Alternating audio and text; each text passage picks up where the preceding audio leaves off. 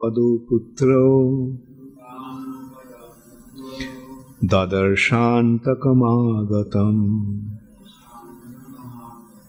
mṛtyor mūrdhni padam dattvā ārurohādbhutaṁ gṛham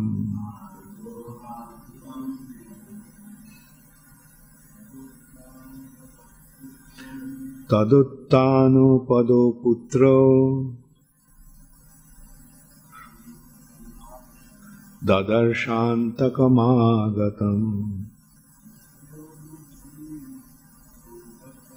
mṛtyor mūrdhni padam dattvā ārurohādbhutaṁ gṛham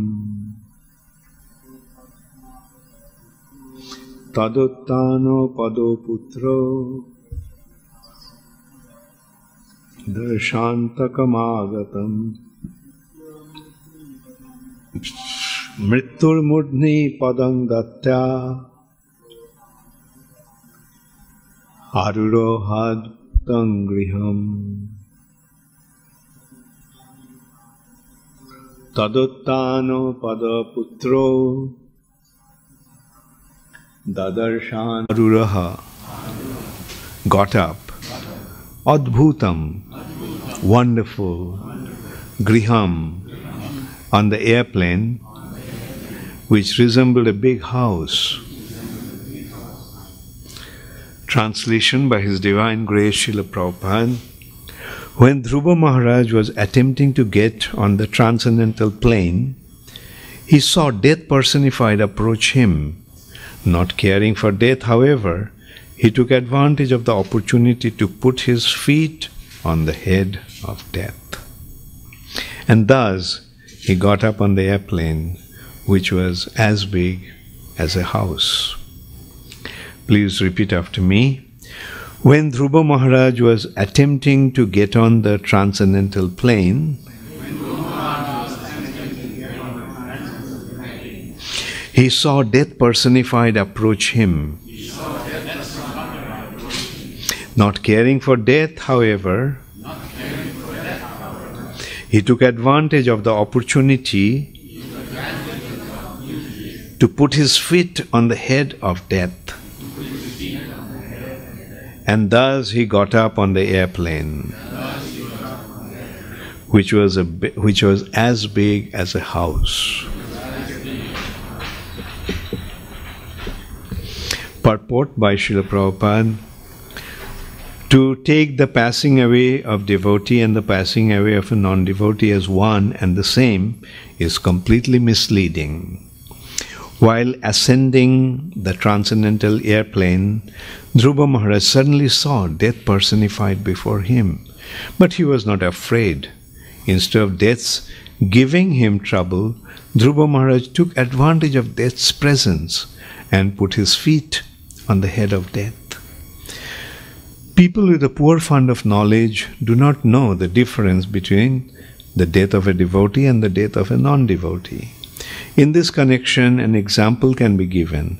A cat carries its kittens in its mouth, and it also catches a rat in its mouth.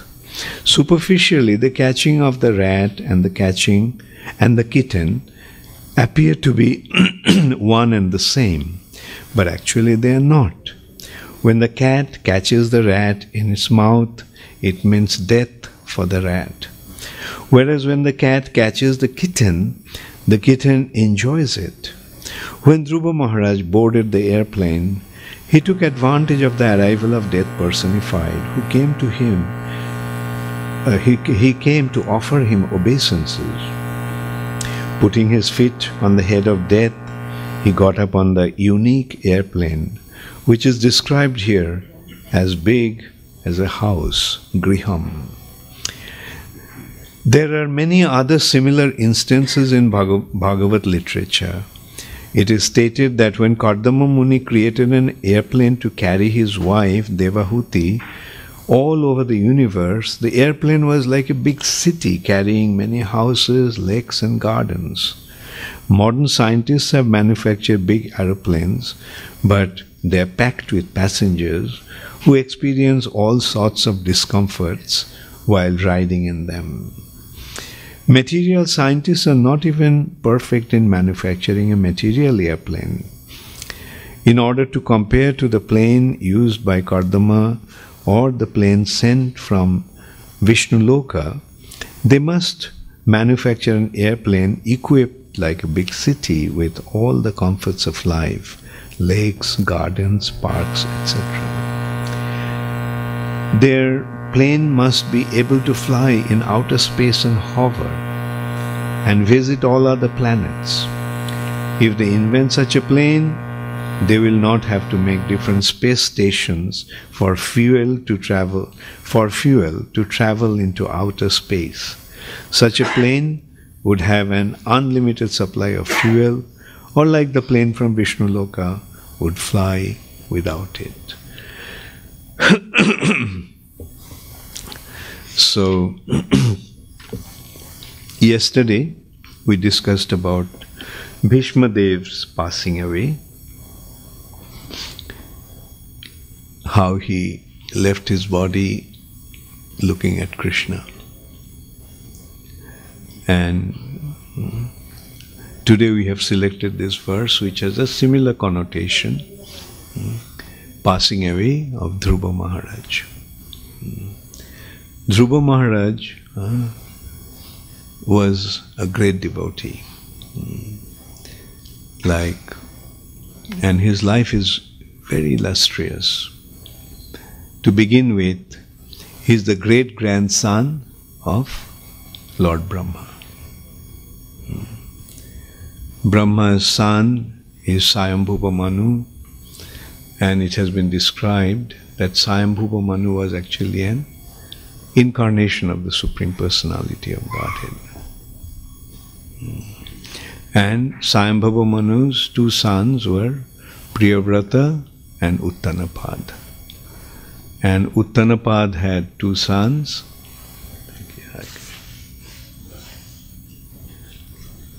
And Uttānapāda had two wives, and through his two wives he had two sons, Dhruva and Uttam. His two wives were Suniti and Suruchi. Suruchi, the younger wife, was very dear to the king, and as a result of that, the king neglected his elder wife. And Suniti, Dhruva's mother. And Suniti, one day, Suruchi's son was sitting on his father's lap, and his father was caressing him, patting him. So Dhruva also became naturally inclined to have the same situation. So he wanted to climb up on his father's lap. But his mother, stepmother, insulted him, saying that unless and until he is born out of her womb, he would not have that good fortune of ascending the throne or even sit on his father's lap. And Dhruva was only 5 years old at that time. And Dhruva was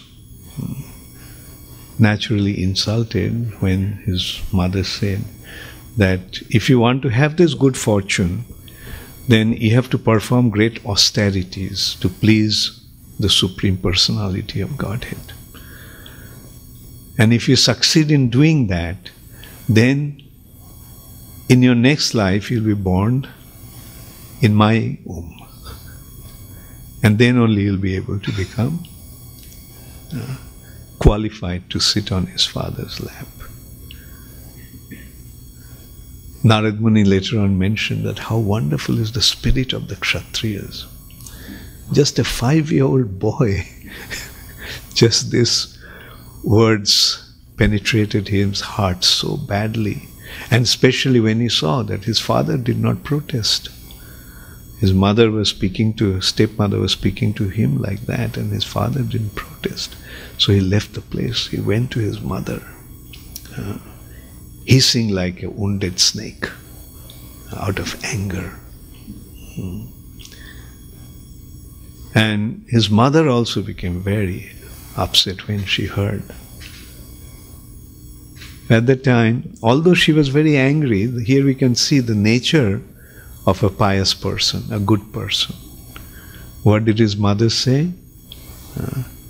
Mother says that even though you are hurt, don't expect any inauspicious thing to that person. Because when you hurt others, that pain will come back to you. Another consideration of karmic reactions. When you hurt others, you will feel the pain yourself. You will get back. It will come back to you. That is why in the Vaishnava community it has been very, very much advised that don't hurt others, don't speak bad about others, don't criticize others, unless it's for the sake of educating that person. Because if you speak bad about others, then those bad qualities will come back to you. You will become, you will get those bad qualities. But Suniti, the mother of Dhruva Mahārāja, gave him the advice that, look, what your mother said, what your stepmother said is true.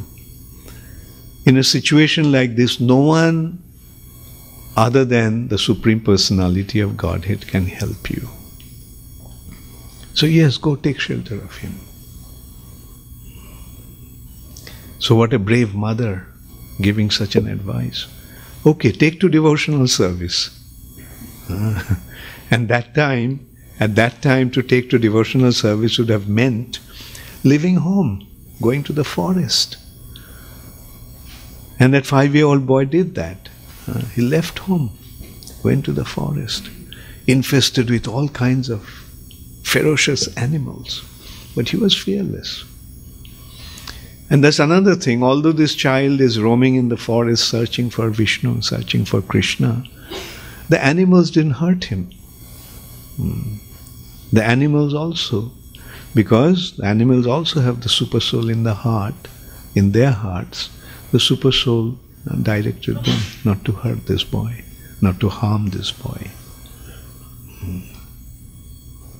And at that time, very fortunately, Narad Muni came there, seeing Dhruva's condition.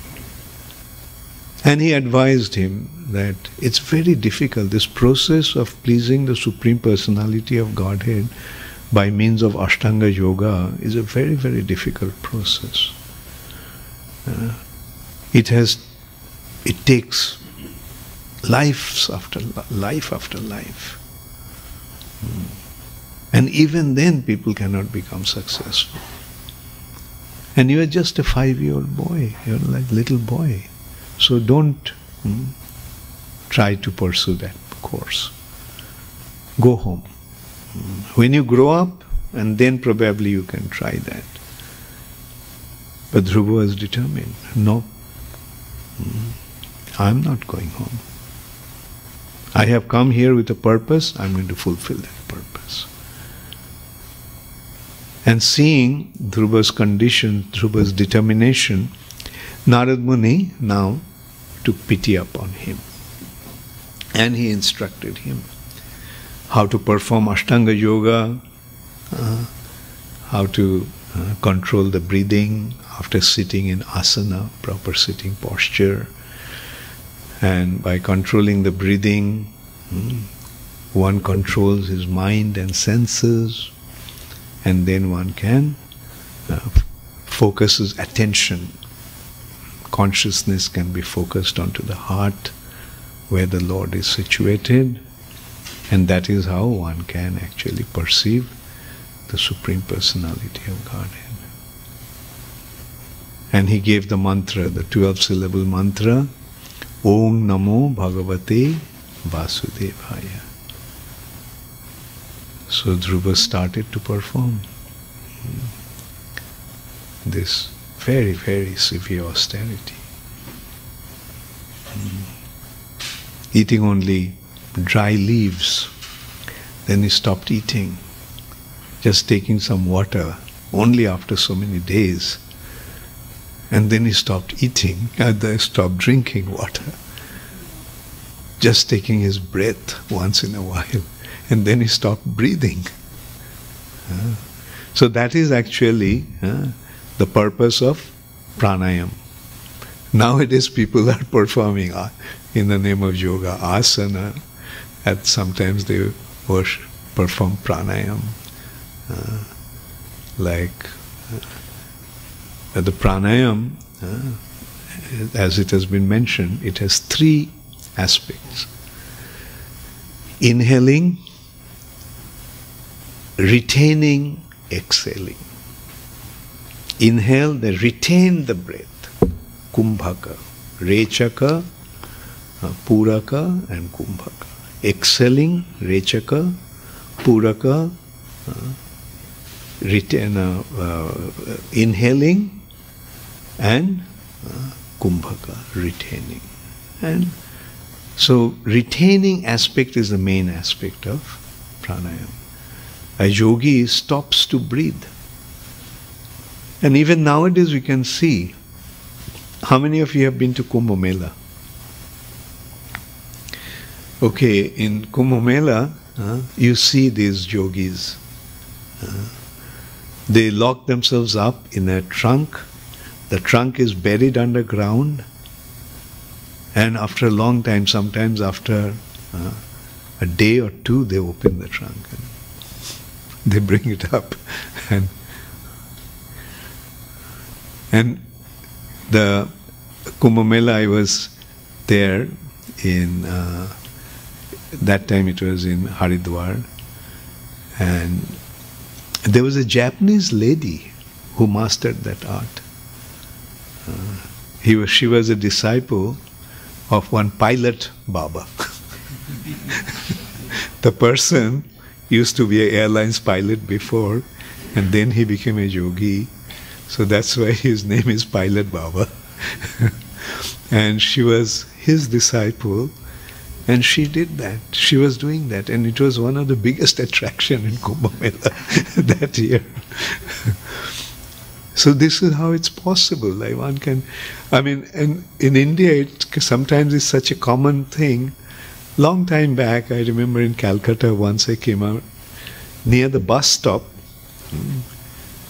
near our house, we saw there was a big crowd. And when I came there, I found that someone buried himself and only his legs are sticking out. The whole body is buried underground. And from the shape of the feet, I could see it was a young boy. It was quite a young boy. Anyway, there was a big crowd, watching. Then I took the bus, I went to wherever I had to go. When I came back, after a few hours, I saw the same, crowd there also. And I saw the same situation, that he is still there underground like that. So there are certain ways of controlling the breathing. And a yogi, a perfect yogi, will stop breathing, as Dhruva Mahārāja did. Stop breathing altogether. And as a result of that, such a heat that was generated that it reached even the heavenly planets. And the demigods were perturbed. And they approached the Supreme Lord. That such a heat, we don't know what's happening. And he said it's because Dhruva is performing his austerity. He stopped breathing, and as a result of that, not the heat. They couldn't breathe. There was no way they could breathe. And because Dhruva stopped breathing, the breathing of the universe stopped. So then the Lord came and blessed in order to bless Dhruva. And he told him that you will go back, now you go back to your father's house. And in the meantime, his father became very repentant when he heard that little boy left home. And he was worried. He has gone to the forest. Who knows what could have happened to him? But at that time, Narad Muni came and informed him, don't worry, your son is okay. And so this is how his father's attitude changed.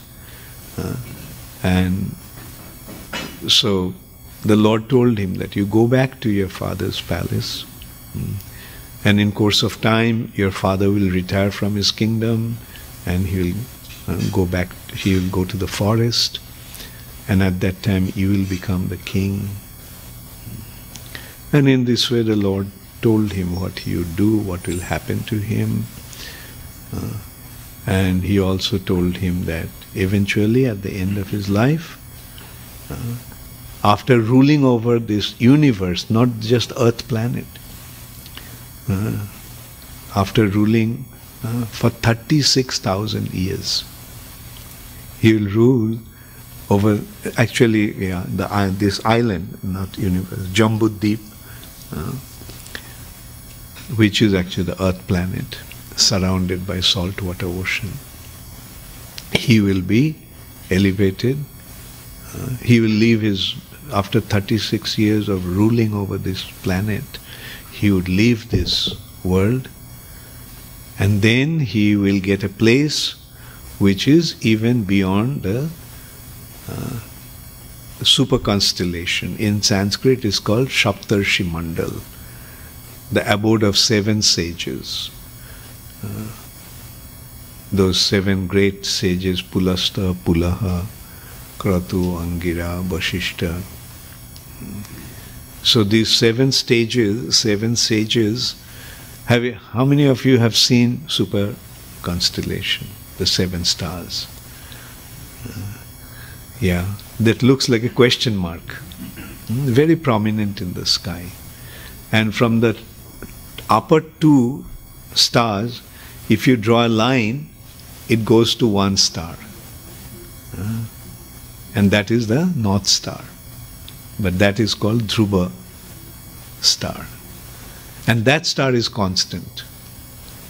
All the other stars are moving, but that star is constant. That is the place, that is the abode that Dhruva Mahārāja got. That is the abode of the Supreme Personality of Godhead. So he blessed him that he'll come back to my abode.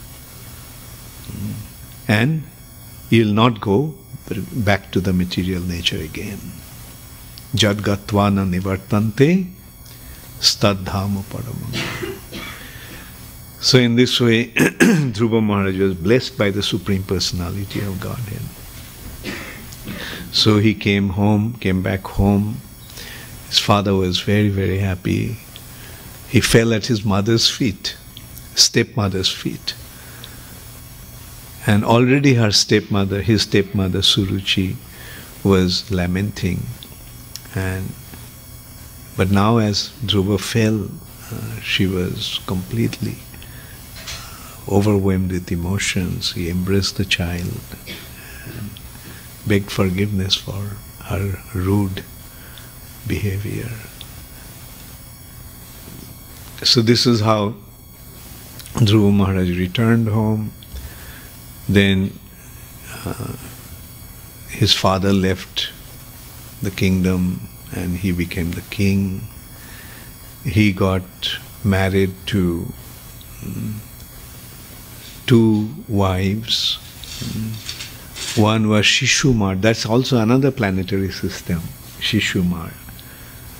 And the daughter of Shishumar, the great sage, great personality, he got married to his daughter, and the other one was Ila, who was the daughter of Vayu, the Pavandev. And Uttam was not married. One day he went out hunting and some Jaksha killed him. His mother was so heartbroken that she ran into the forest in search of her son, and she was engulfed by a forest fire. So Suruchi left her body. Dhruva became so angry that he got up on his chariot, took his bow and arrow, and attacked the Jakshas. The kingdom of Kuvera is Alokapuri, another very, very opulent celestial planet. So he went there and he blew his conch shell, challenging the Dakshas, come out, we'll fight alone. So this is how brave and chivalrous and skilled these warriors used to be. Single-handedly they could take over the entire army. I mean, how they do that we can't imagine. But then again, when you look at from another point of view, like say when there are millions of ants, is it difficult for one person to crush them all? So these personalities become elevated to such a height that they can deal with thousands of warriors even. So he blew his conch shell, challenging the Jakshas. The Jakshas also enraged with this challenge, they came out. And Dhruva Mahārāja started to wipe them out. But then the Jakshas took some illusory trick on him, and all kinds of illusory appearances tried to frighten Dhruva Mahārāja. And he was bewildered, like all kinds of things are happening. So the mountains like rocks falling on him, huge serpents coming to devour him. And so for a moment Dhruva Mahārāja became little bewildered. But then the sages took pity upon him. They came and said, don't be afraid, this is just illusion. You take the Narayanastra. And as being instructed by the sages, as Dhruva pulled out the bow of Narayan, then all the illusion disappeared and he started to wipe out all the Jakshas. His grandfather, Swayambhuva Manu, came there and advised him, Dhruva, whatever happens in this material nature is a result of one's karma. Happiness and distress, misfortune or good fortune, they all are actually the results of karma. This is a result of, he actually used the word, is due to time, inconceivable time. And whatever has to happen, you can't really. Rather, you can consider that, these actions or these results are actually the results of your previous acts. And do not become affected by that. Don't kill these innocent Jakshas. They didn't do anything to you. Your brother was killed by some Jaksha. But not all the Jakshas should be responsible for that. So this is how he prevented, Swayambhuva Manu prevented Dhruva Mahārāja from annihilating all the Jakshas. Then Kubera, the king of the Jakshas, came, and he also gave some very good advice to Dhruva Mahārāja, that you are such a great devotee of the Lord. At the age of 5, you achieved such a amazing spiritual fit. So, and he blessed him, rewarded him in a wonderful way. So in this way Dhruva Mahārāja actually reigned for 36,000 years, and then he also retired. This is the thing about the Vedic culture.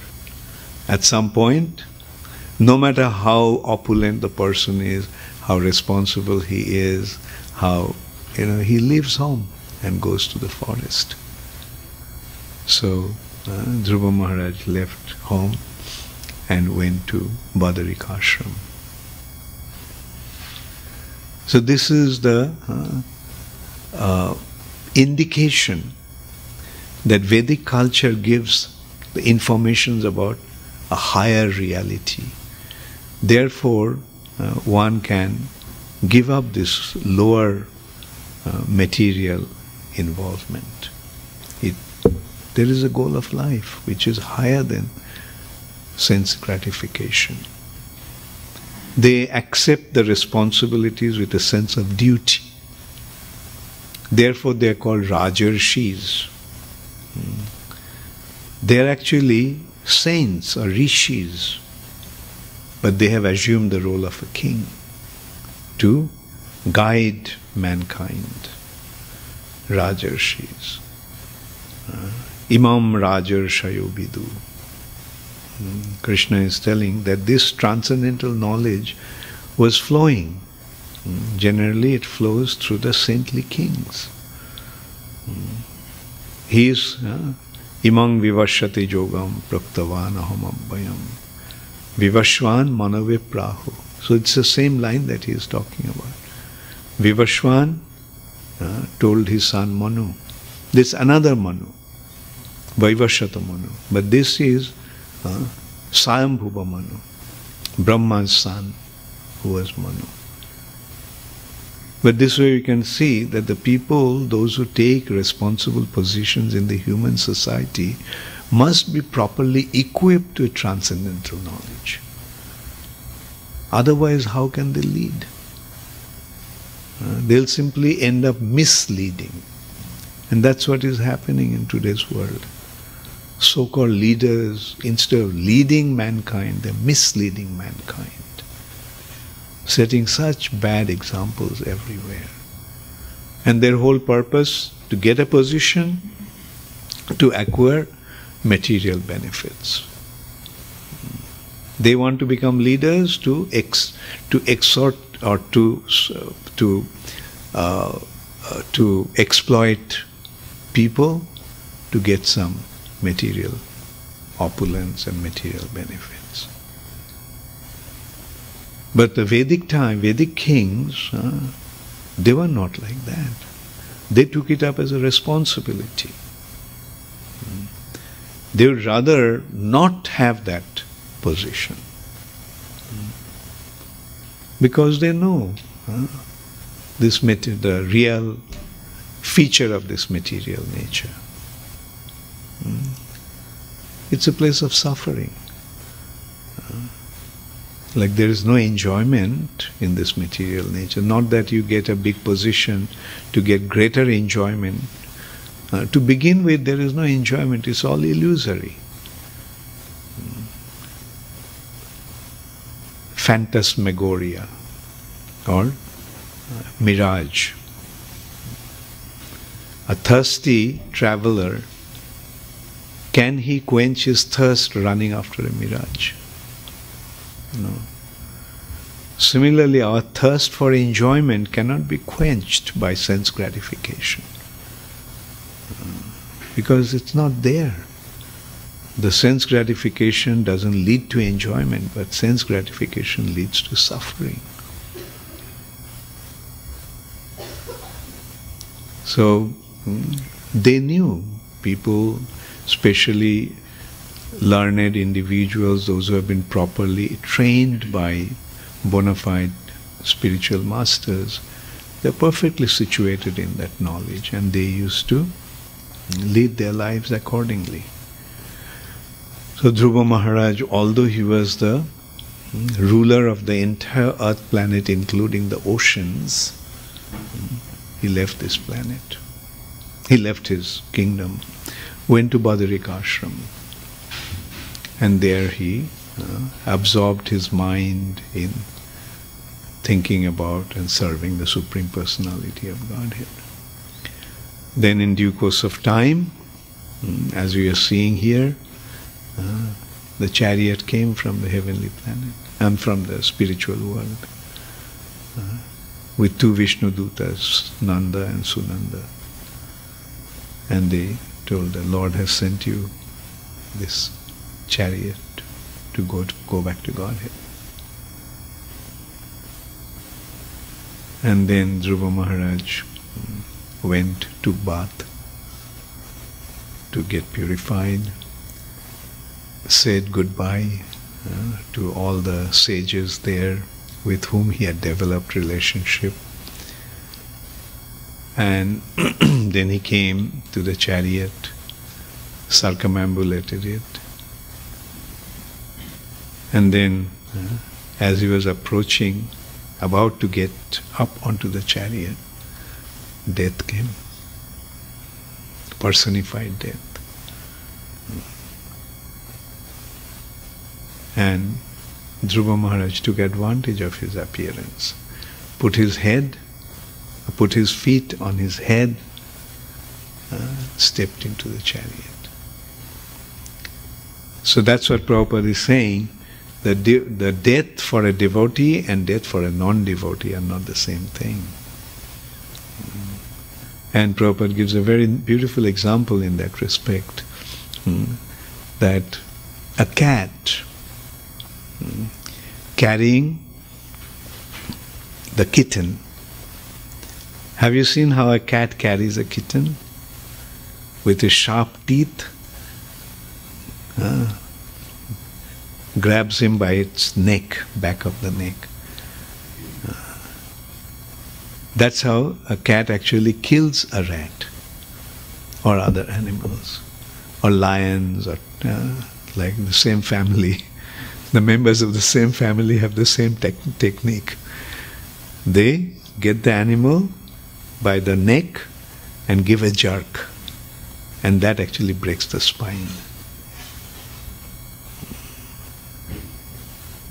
So a cat, when it catches a rat by its sharp teeth at the back of his neck, that means the death of the rat. End of the rat. Whereas when the cat carries the kitten is not afraid, because the kitten knows that although the mother is biting him at the back of his neck with his sharp teeth, the mother is actually carrying him to safety. So that is the difference between the death for a non-devotee and a devotee. For a devotee, death comes as an opportunity to go back to the spiritual world. That is called Vastu Siddhi. When one achieves perfection while in this body, spiritual perfection, that's called Sarup Siddhi. One becomes situated in his Sarup, spiritual identity. He has the body, he remains in the body, because the body is a gift of Mother Nature. So, pure spirit soul in this material body. That's a pure devotee.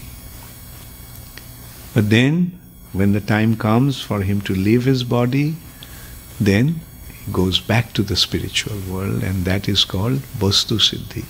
And the spiritual being that he is, now he is situated in his perfect spiritual identity. So this is how we can see how Dhruva Mahārāja went back to the spiritual sky. Dhruva Loka. Thank you very much. All glories to Srila Prabhupada. Gaur Premanande, Hari Hari Bol. Does anybody have any question? Yes.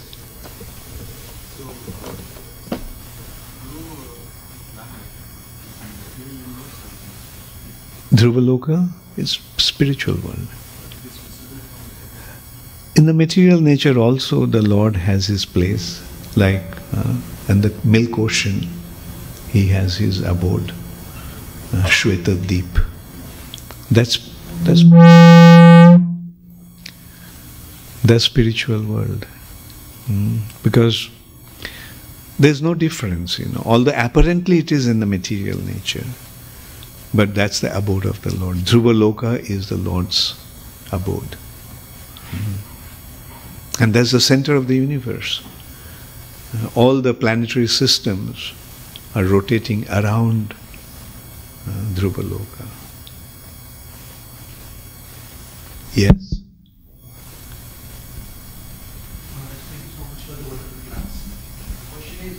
Take the mic. Thank you, Maharaj, for the wonderful class. The question is, if Dhruva Loka is spiritual abode, we hear in spiritual abodes or spiritual world, the bodies are eternal and people live there forever and there is no coming back. So I'm slightly confused about what does death mean for Dhruva Mahārāja, who ruled it for 36,000 years. That was before he went to Dhruva Loka. Oh. So when he was here, on Badarik Ashram, okay, after he retired from his royal responsibilities, he was there. Then the chariot came to take him to Dhruva Loka. Thank you, Maharaj, for clarity. Which has been described as even beyond Saptarshi Mandala. The abode of the seven sages. It's beyond material nature. And the material nature, the universe, is revolving around that Dhruva Loka or North Star. That doesn't move. That's constant. Thank you, Maharaj. Yes. So Maharaj, how do we exactly explain to like an outsider on how sense gratification leads to suffering, if you had to explain it practically? How to convince them? Yes, Maharaj. Well, you see,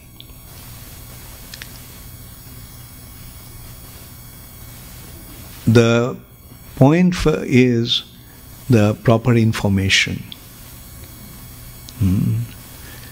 The information means knowledge, right? When you when you have the information, you know.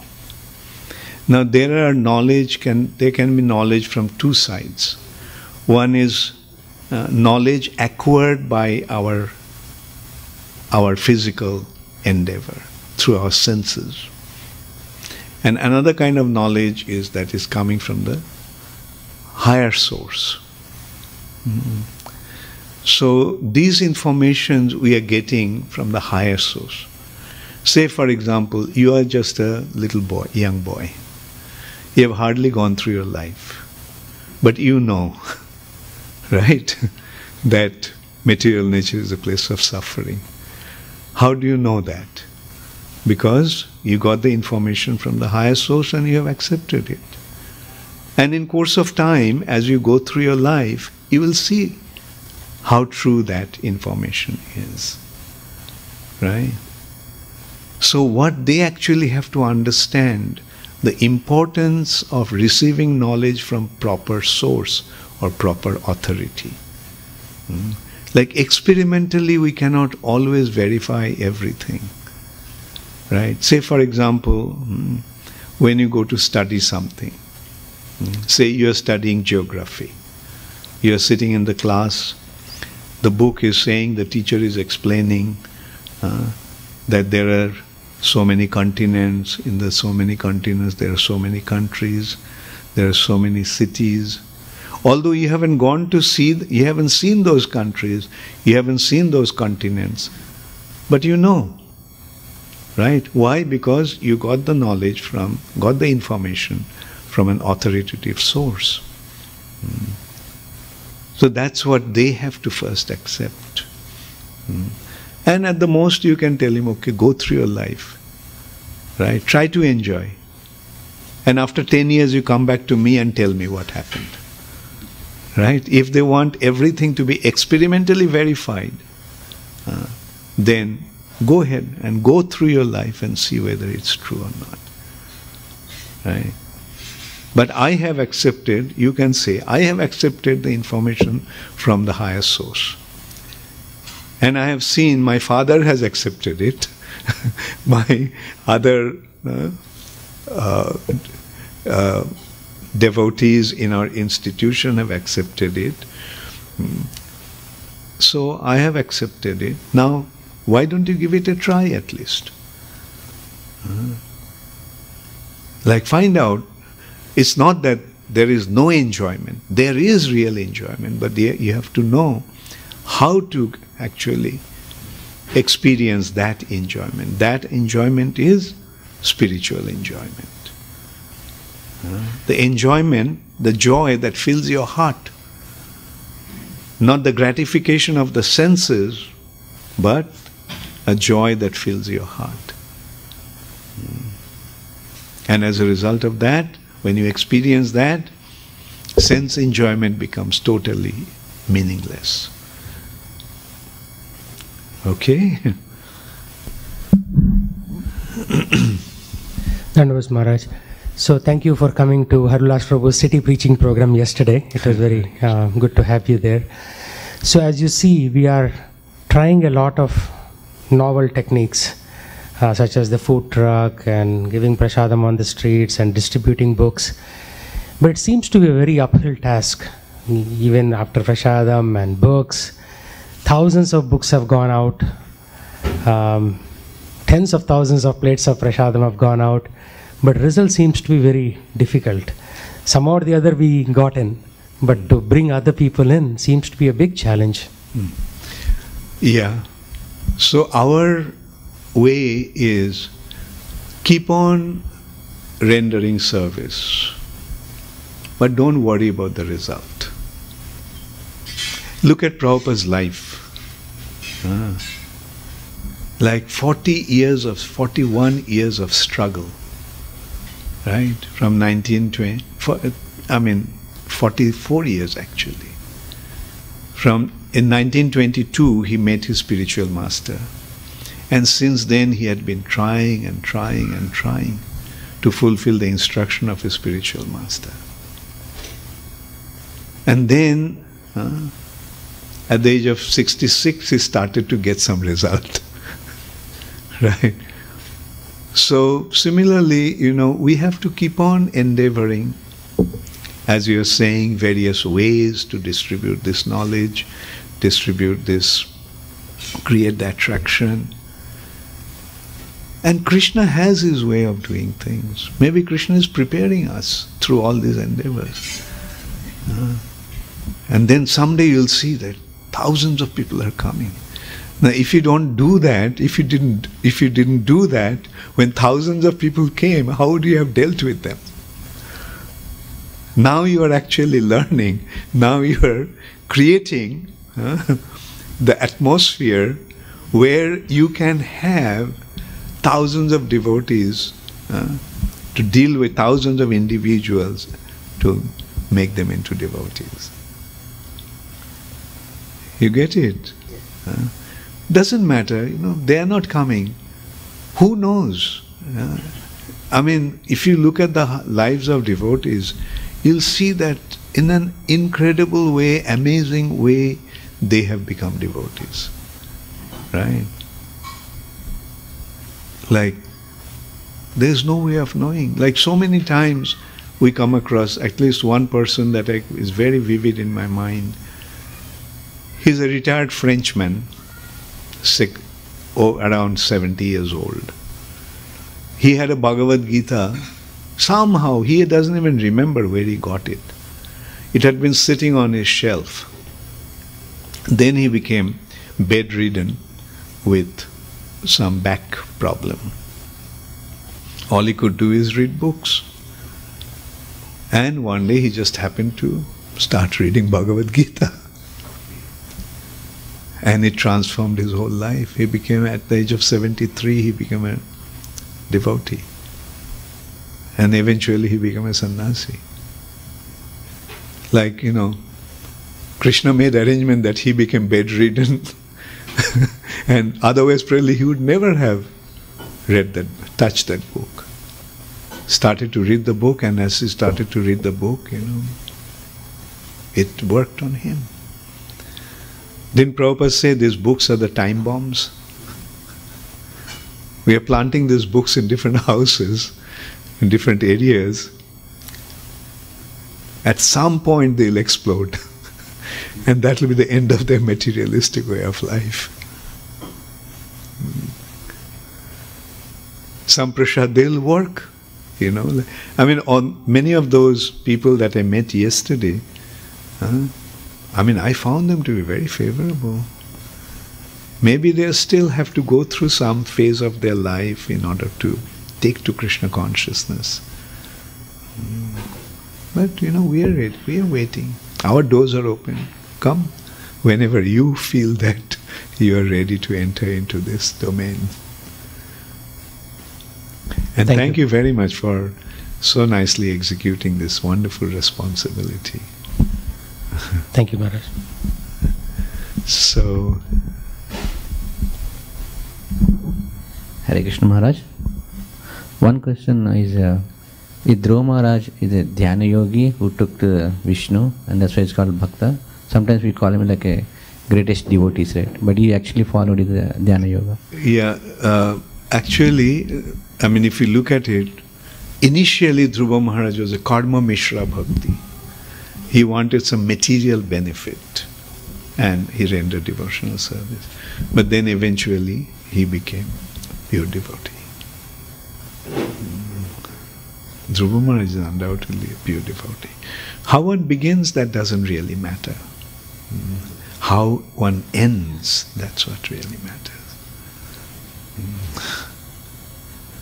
Maybe you can take the last question.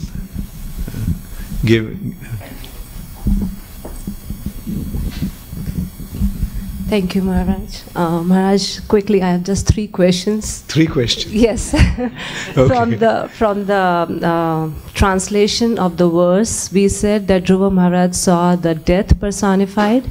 So is it Yamaraj? That's what he saw? Death is another person. Another person. Mṛtyor.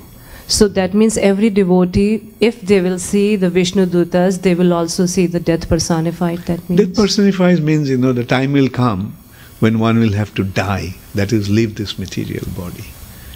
And at that time, you know, he'll have to encounter with that personality, but that personality won't come in a frightening way.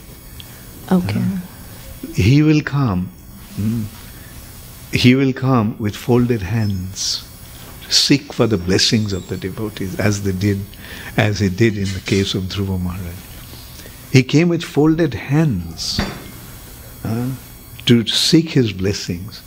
And Dhruva Mahārāja blessed him by putting his feet on his head. Okay, thank you. Second is related to Damodar Prasad Prabhu's question. I heard today this description, what you said. I had how to place the question. So when the Dhruva Mahārāja attained perfection, was it due to the mercy of Narad Muni which he received through the mantra, or after seeing the Lord? When he saw the 4-armed Lord, that is time he became a pure devotee, or it's only because of the mantra? You see, when he met Narad Muni, received the mantra, that was his initiation. Yeah. That was the beginning of his spiritual life. Then he practiced the process. And after practicing the process, he achieved perfection. Because we hear all the time that the Dhruva Mahārāja prays after seeing the 4-armed Lord, that what I was praying, that was just a broken piece of glasses. So it's... That is the realization that he got at that time. That's he's speaking about his realization. I started off, I came to take shelter of you, wanting to get some broken pieces of glasses, but now I am seeing that you're offering me diamonds. So why should I waste my time with those broken pieces that can simply cut my hands? Right? So I'm not interested in that anymore. But then the Lord pointed out, no, you have to do that with a sense of responsibility. There's a need for kings like you. There's a need for leaders like you. That's why you have to take the responsibility. Oh, quickly.